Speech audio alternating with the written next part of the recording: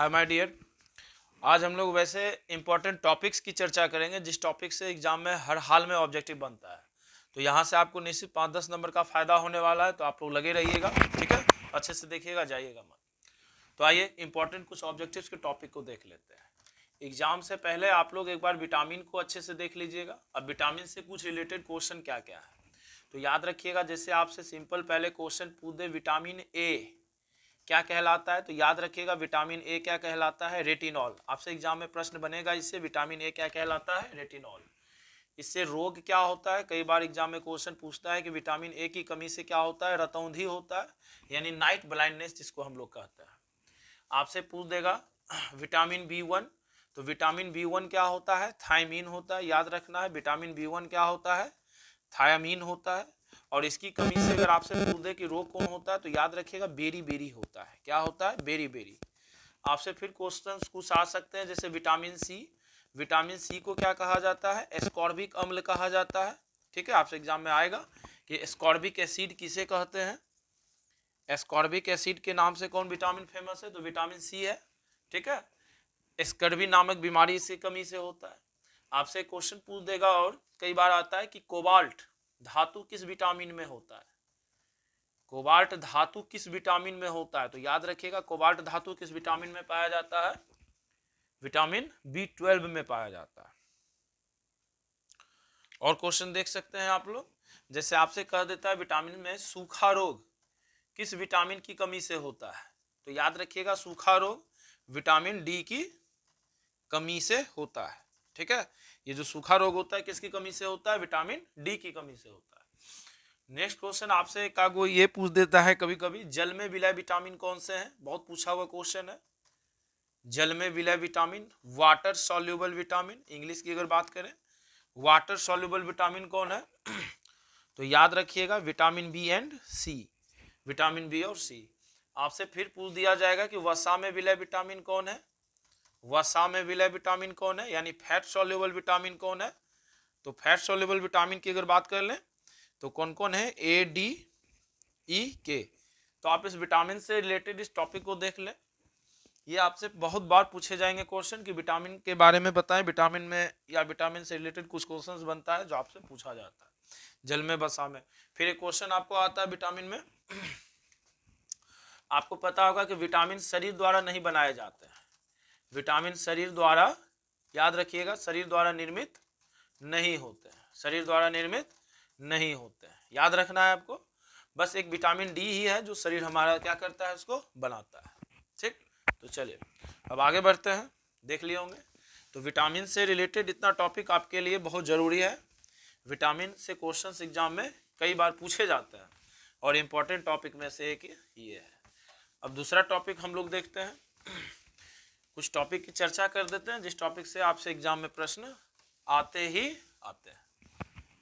ठीक है, तो थोड़ा सा ध्यान देंगे अच्छे से।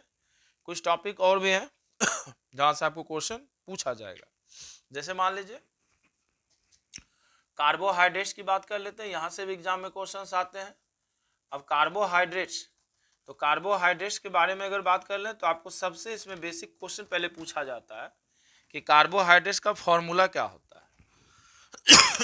तो कार्बोहाइड्रेट्स का फॉर्मूला याद रखिएगा CxH2O होता है। फिर आपसे क्वेश्चन पूछ दिया जाएगा कि ग्लूकोज का फॉर्मूला क्या होता है, तो याद रखिएगा C6H12O6। और जो ग्लूकोज का फॉर्मूला होता है वही फॉर्मूला किसका होता है, फ्रक्टोज का होता है। फिर आपसे कह दिया जाए सुक्रोज का फॉर्मूला या चीनी का फॉर्मूला क्या होता है, तो याद रखिएगा इसका फॉर्मूला होता है C12H22O11 होता है। अब यहाँ से कुछ क्वेश्चंस निश्चित तौर पर आपसे एग्जाम में बनेंगे, क्या क्या बनेंगे थोड़ा सा आप देख लेंगे। जैसे मान लीजिए आपसे क्वेश्चन कई बार पूछे कि अपचाई शर्करा क्या है, अपचाई शर्करा का उदाहरण बताइए, तो याद रखिएगा अपचाई शर्करा का उदाहरण है ग्लूकोज। ठीक, और आपसे पूछ देगा कि अनपचाई शर्करा का उदाहरण कौन है, तो यहां से आता है क्वेश्चन, तो याद रखिएगा सुक्रोज। अनपचाई शर्करा का उदाहरण कौन होता है, सुक्रोज होता है। फिर आपसे क्वेश्चन पूछा जाता है कि ग्लूकोज में कायरल कार्बन कितना होता है, बहुत इंपॉर्टेंट क्वेश्चन है, फेमस क्वेश्चन है। कायरल कार्बन की संख्या होती है, तो आपको याद रखना है ग्लूकोज में कायरल कार्बन की संख्या कितनी होती है, 4 होती है। तो ये क्वेश्चन आपसे पूछे। फिर पूछा जाता है सबसे मीठा प्राकृतिक कार्बोहाइड्रेट या शर्करा जो भी हो है, तो याद रखिएगा फ्रक्टोज, जो दुनिया का सबसे मीठा प्राकृतिक मधुरक होता है। ठीक, तो इसको क्या कहा जाता है? फ्रक्टोज कहा जाता है।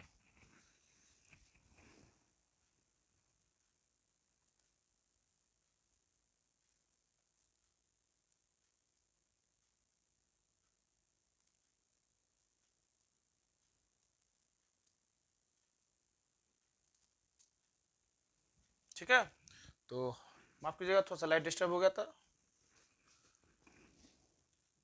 तो सबसे मीठा प्राकृतिक शर्करा कौन है या मधुरक कौन है? तो फ्रक्टोज।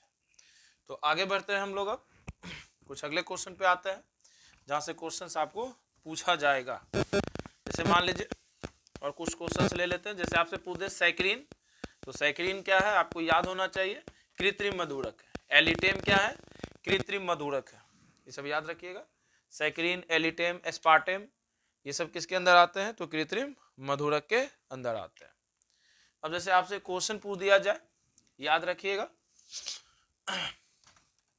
एमिनो अम्ल, तो एमिनो अम्ल जो बनते हैं वो कैसे बनते हैं? आपसे पूछ दिया जाएगा कि एमिनो एसिड घटक किसका होता है, तो याद रखिएगा कि एमिनो एसिड में NH2 तथा क्या होते हैं? COOH समूह उपस्थित होते हैं। किसमें? एमिनो अम्ल में उपस्थित होते हैं NH2 तथा COOH उपस्थित होते हैं। ठीक, अब आगे की क्वेश्चंस की अगर हम लोग बात करें, कुछ क्वेश्चन जैसे हम लोग ले लेते हैं, तभी हम जैसे बात किए थे सैकरीन, ठीक, एलिटेम, फिर क्या है? एस्पार्टेम, ये सब क्या है आपका? तो याद रखिएगा कृत्रिम मधुरक। क्या है ये? कृत्रिम मधुरक इनको कहा जाता है। नेक्स्ट क्वेश्चन पे आते हैं। आपसे पूछ दिया जाएगा कई बार एग्जाम में क्वेश्चन, खाद्य परिरक्षक पदार्थ कौन है? खाद्य परिरक्षक पदार्थ कौन, यानी फूड प्रिजर्वेटिव सब्सटेंस। इंग्लिश क्या होता है? Food preservative substance. तो ये आपको याद ले लीजिएगा, चीनी भी इसके अंदर आता है, नमक भी आता है, और एक इंपॉर्टेंट सोडियम बेंजोएट आता है, जो कि कई बार क्वेश्चन पूछा गया है एग्जाम में कि निम्न में कौन खाद्य परिरक्षक पदार्थ है? तो याद रखिएगा खाद्य परिरक्षक पदार्थ के वर्गीकरण में। अब आपसे क्वेश्चन पूछ दिया जाएगा, डीएनए में कितने क्षारक होते हैं? तो याद रखना है आपको, डीएनए में याद रख लीजिए इनके क्षारक के नाम, कितने बेसेज होते हैं, यानी तो डीएनए में कितने बेसेज होते हैं? 4 बेसेज होते हैं। डीएनए में कितने बेसेज होते हैं? 4 बेसेज होते हैं। अब डीएनए में 4 बेसेज कौन कौन से हैं? तो थोड़ा सा ध्यान रख लीजिएगा अच्छे से। एडेनिन, गुआनिन, फिर क्या होता है? साइटोसिन, और क्या होता है? थायामीन। ये डीएनए के बेसेज है। आरएनए में भी आपसे पूछ दे तो 4 बेस होते हैं, और कौन कौन होते हैं? फर्स्ट 3 सेम होता है, एडेनिन, फिर क्या होगा? गुआनिन, फिर क्या होगा? साइटोसिन, और एक जो लास्ट होता है वो होता है यूरेसिल। तो ये अंतर होते हैं बेसेज में। तो आपको याद रखना ये सब क्वेश्चन जो काफी पूछे जाते हैं, डीएनए के बेसेज, आरएनए के बेसेज। ठीक है, तो ये कुछ क्वेश्चंस हैं जो क्वेश्चंस आपसे एग्जाम में पूछे जाएंगे। मिटा देते हैं इसको हम। चलिए कुछ क्वेश्चंस और हम लोग देख लेते हैं जल्दी से, ताकि आपको परेशानी नहीं हो। एग्जाम में बहुत प्रश्न पूछे जाएंगे इससे, तो तैयार रहिएगा एग्जाम को फोड़ने के लिए। और कम समय बचा है, सारे पेपर पे अच्छे से फोकस कीजिए। जैसे मान लीजिए आपको एग्जाम में क्वेश्चन दे दे, N2 + H2 2NH3, और आपसे पूछ दिया जाए कि अभिक्रिया की कोटि क्या होगी, पहले सॉरी अभिक्रिया की आणविकता क्या होगी।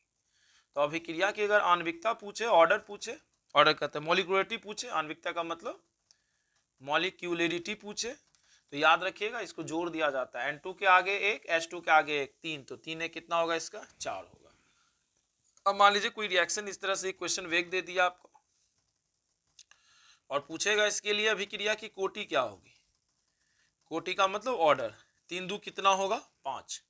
अगर आपसे कह दे कहीं भी रिएक्शन है A पर पावर 0, B पर पावर 2, और पूछ दे यहाँ रिएक्शन का ऑर्डर क्या होगा, तो ये ऑर्डर में जोड़ दिया जाता है। 2 + 0 कितना हो जाएगा? 2 हो जाएगा। तो ये कुछ है क्वेश्चंस जो आपके आणविकता और कोटि से बनते हैं। बार बार एग्जाम में पूछा जाता है ये प्रश्न। जैसे मान लीजिए कुछ क्वेश्चंस और हम लोग देख लेते हैं, ठीक है, फिर हम लोग आएंगे नेक्स्ट वीडियो को लेकर। तो याद रखिएगा, काफी इंपॉर्टेंट है, ठीक है। तो देख लीजिए सब क्वेश्चंस को, बनेगा ये सब क्वेश्चन, मिटा देते हैं इसको। तो ये सारे क्वेश्चन को अच्छे से थोड़ा सा देख लेना है, बहुत अच्छे से देख लेना है। क्वेश्चन ये सब आएगा और आता ही है। चलिए, ठीक है। तो एंजाइम क्या है, सभी एंजाइम क्या होते हैं ये बताइए आप लोग। सभी एंजाइम क्या होते हैं, तो याद रखिएगा सभी एंजाइम क्या होते हैं, प्रोटीन होते हैं। सभी एंजाइम क्या होते हैं, याद रखिएगा प्रोटीन होता है। फंक्शनल ग्रुप आप लोग देख लेंगे एक बार, इंपॉर्टेंट होता है, यहाँ से एक क्वेश्चन एग्जाम में एक या दो क्वेश्चन रहता ही है। फंक्शनल ग्रुप आप लोग एक बार देख लें अच्छे से, ठीक है। जैसे मान लीजिए कुछ क्वेश्चंस और हम लोग देख सकते हैं, समय थोड़ा सा है।